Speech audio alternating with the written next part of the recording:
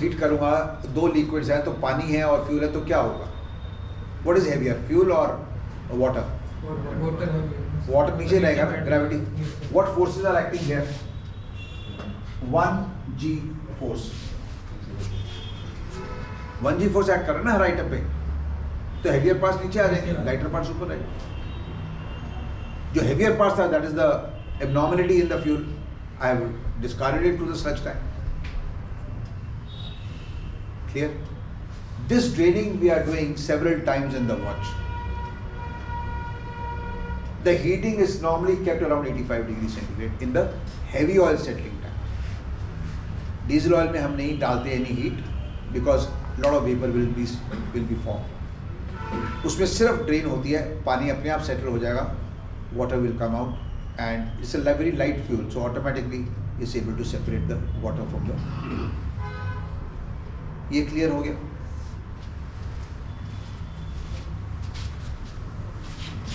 So मैंने कुछ हद तक ऑयल को साफ कर लिया.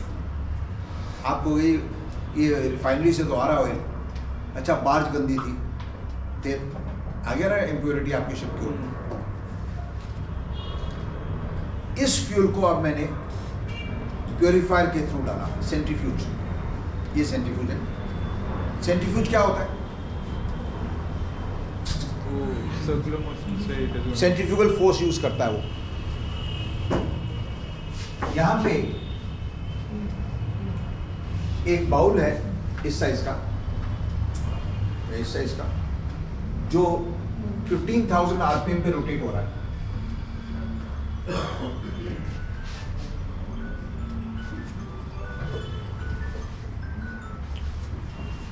तो सेंट्रीफ्यूगल फोर्स एक्ट करेगा हर फ्यूल के पार्टिकल के ऊपर.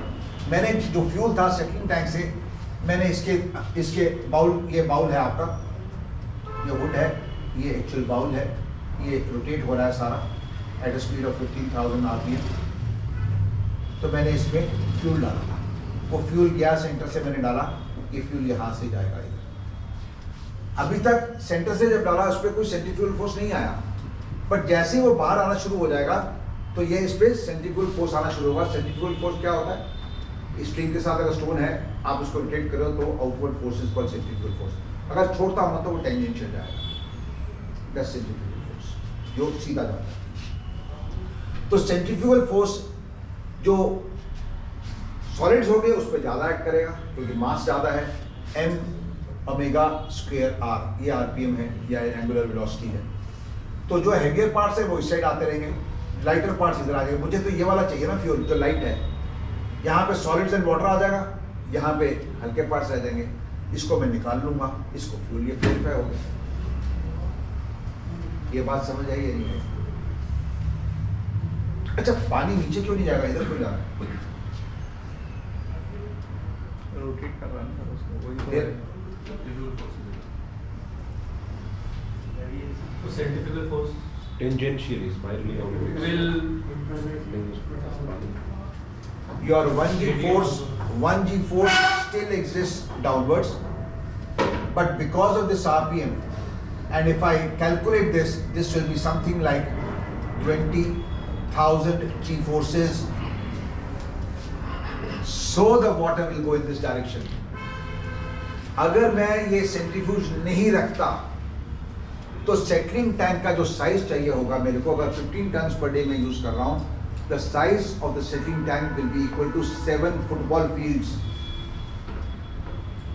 उसको सेटल करने के लिए. क्योंकि मैंने इतने जी फोर्सेस लगा के उसको फटाफट क्लीन कर दिया, इसलिए सेंट्रीफ्यूजेस हम लगाते हैं शिप पे, प्योरीफायर्स या क्लैरिफायर्स लगाते हैं. ये पार्ट क्लियर हो गया या नहीं? Gentlemen, time up. I'll continue from here in the next lecture.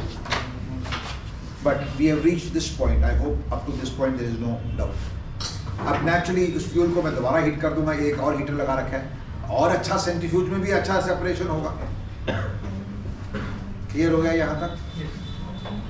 Okay, we'll continue from here in the next lecture.